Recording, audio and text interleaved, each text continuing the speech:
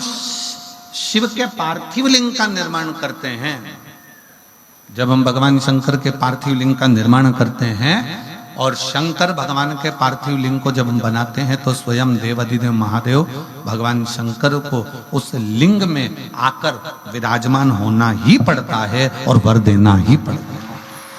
पार्थिव लिंग के निर्माण का इतना महत्व है कि पार्थिव लिंग का निर्माण किसने नहीं किया। महाराज जी, राम जी भी अयोध्या से लंका तक गए महाराज जी, तो प्रत्येक स्थान पर उन्होंने पार्थिव लिंग का निर्माण किया है, प्रत्येक स्थान पर। कभी गोविंद जी, गोपाल जी, कभी एक बार योग लगे तो राम पथ गमन में अगर आप जाएंगे, अयोध्या से लेकर लंका तक का जो भारत सरकार ने राम पथ गमन बनाया है, उस राम पथ गमन में जितने राम जी के मंदिर नहीं है गोविंद जी, जितने किसी देवता के मंदिर नहीं है, उतने शंकर जी के मंदिर हैं, क्योंकि राम जी जहां रुकते थे वहां शिवलिंग का निर्माण करते थे।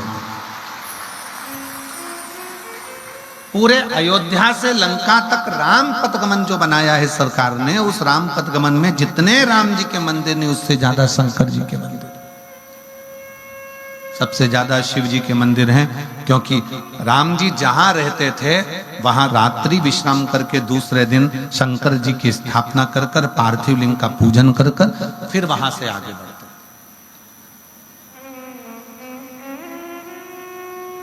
और महाराज जी कितना सुंदर वर्णन है, राम जी पार्थिव लिंग का पूजन कर रहे हैं, भगवान कृष्ण आए, उन्होंने भी पार्थिव लिंग का पूजन कर।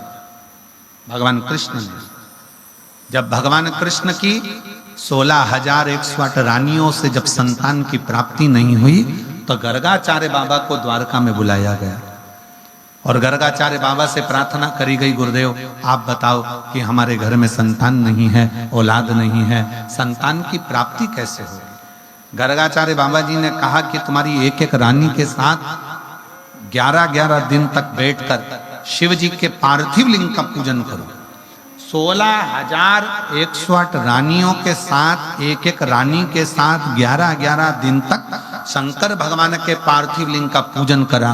शंकर भगवान प्रकट हो गए और शिव जी ने वर दे दिया कि सुनो, हे द्वारका के नाथ, तुम्हारी एक एक रानी के साथ तुमने 11 दिन तक मेरा पार्थिव लिंग पूजन बनाकर पूजन करी है, इसलिए तुम्हारी एक एक रानी को 11 संतान होगी और लाखों में उसकी गिनती, लाखों में उसकी गिनती होगी। अब इतनी बड़ी द्वारका में 16,108 रानियों से 11 बच्चों ने जन्म लिया, 10 लड़का और 1 लड़की प्रत्येक रानी के थे महाराज जी, प्रत्येक रानी के 10 लड़के और 1 लड़की थे।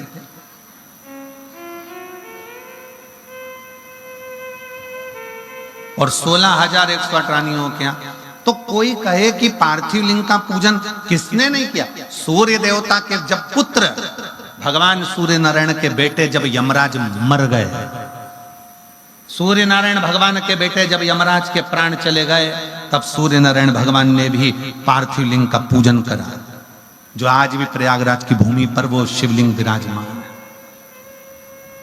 चंद्रदेव को काया का रोग हो गया, दक्ष प्रजापति ने श्राप दे दिया तेरी काया खराब होगी। चंद्रदेव ने सोमनाथ जी के रूप में पार्थिव शिवलिंग का पूजन करा।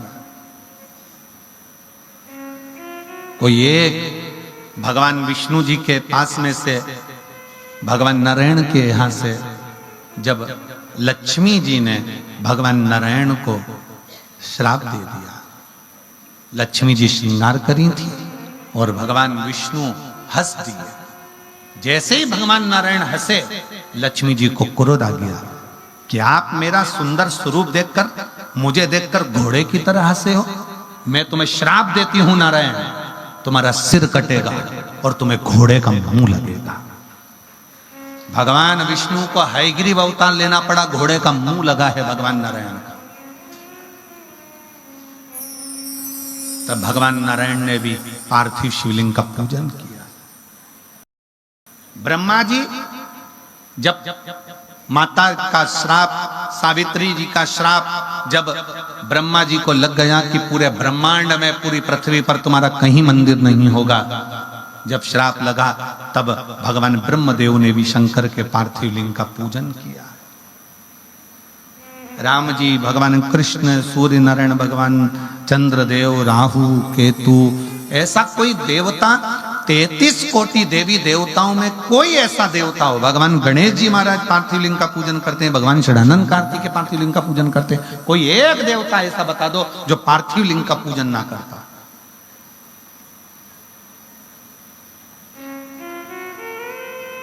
पार्थिव लिंग का पूजन का फल बहुत है महाराज, बहुत फल है।